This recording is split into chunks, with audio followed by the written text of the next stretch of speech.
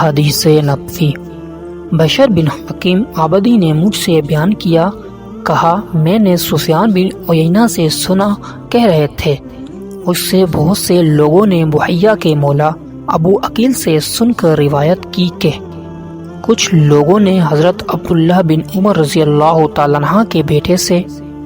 کوئی بات پوچھی جس کے بارے میں ان کے علم میں کچھ نہ تھا،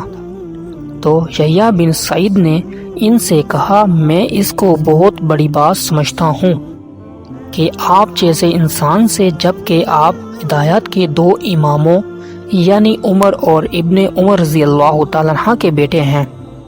کوئی بات پوچھی جائے اور اس کے بارے میں آپ کو کچھ علم نہ ہو۔ انہوں نے کہا باخدا اللہ کے نزدیک اور اس شخص کے نزدیک جسے اللہ نے عقل دی،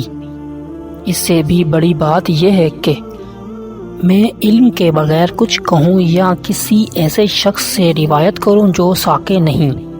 سفیان نے کہا ابو عقیل یحییٰ بن متکل بھی ان کے پاس موجود تھے جب انہوں نے یہ بات کی۔ صحیح مسلم حدیث نمبر 34۔